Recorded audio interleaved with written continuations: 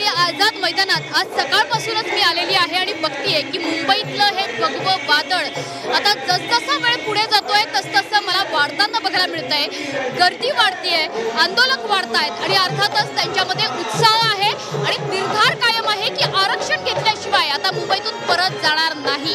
एक live bulletin आज आपण या फील्डवरच करणार आहोत, आझाद मैदानातूनच करणार आहोत। एकदा मी फ्रेम दाखवते की आझाद मैदानातली गर्दी कशी आहे, कारण उत्साहाने भारावलेलं वातावरण तर आहेच, मात्र आंदोलक मोठ्या संख्येने आहेत। आझाद मैदानातच नाही तर मुंबईतल्या अनेक भागांमध्ये हे आंदोलक आता पसरलेले आहेत आणि आता आपण थेट जाणार आहोत। माझा सहकारी ओम देशमुख सध्या आता आपल्या सोबत जोडला जातोय।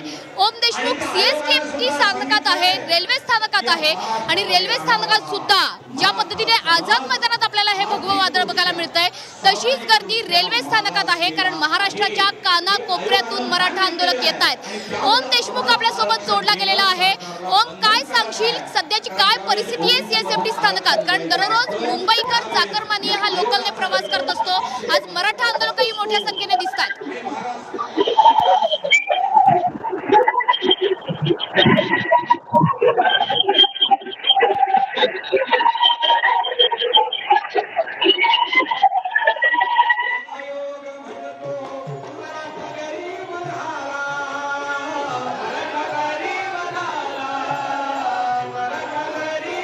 सध्याची दृश्य आपण बघतो आहोत, सीएसटी स्थानक असेल त्यासोबतच आझाद मैदानात सुद्धा त्याच पद्धतीची गर्दी आपल्याला बघायला मिळते। आझाद मैदानात सुद्धा माझ्या आजूबाजूला तुम्हाला आवाज येत असेल की इकडे भजनं सुरू आहेत, वेगवेगळ्या पद्धतीची सादरीकरणं सुरू आहेत आणि इथे आत्ताच एक घोषणा करण्यात आली, जे हे भजन करणारे कार्यकर्ते आहेत, आंदोलक आहेत, यांच्या घरी त्यांच्या मुलाचा जन्म झालेला आहे आणि ते आंदोलनात उतरलेले आहेत। ज्या पद्धतीने मराठा समाजाची भावना इथे बघायला मिळते की अतिशय तीव्र भावना आहे, अतिशय आक्रमक अशा पद्धतीची ही भावना आहे आणि आपल्याला बघायला मिळतंय की मराठा आंदोलनांमध्ये अनेक महिला सुद्धा सहभागी होत आहेत। पुन्हा एकदा आपण जाणार आहोत, ओम देशमुख आपल्यासोबत जोडले जात आहेत सीएसटी स्थानकातून, रेल्वे स्थानकातून, ज्या ठिकाणी हजारोंच्या संख्येने महाराष्ट्राच्या कानाकोपऱ्यातून मराठा आंदोलक हे येत आहेत। ओम, काय सांगशील? मनश्री, आपण पाहतोय कशा पद्धतीनं मुंबईमध्ये अखेर अनेक महिने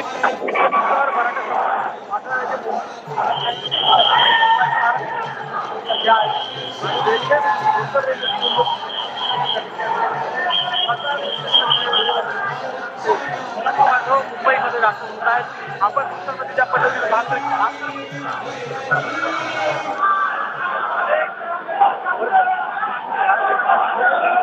झाले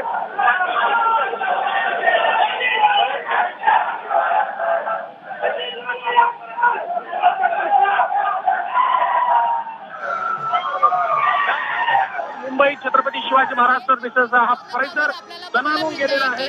आपण त्या पद्धतीनं दृश्यांमध्ये पाहतोय की आरक्षणाची मागणी, एक मराठा लाख मराठा, अशा अनेक प्रकारच्या घोषणा, असंख्य प्रकारची निवेदनं आणि हातात जरांगे पाटलांचा फोटो असलेले पोर्ट्रेट्स, त्यांच्या खरं तर फ्रेम्स घेऊन हे सगळे आंदोलक इथं आलेत।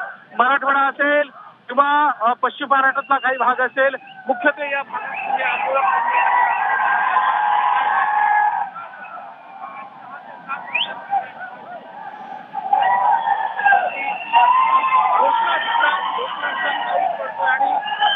लोकल गाडी इथे जेव्हा दाखल होते तेव्हा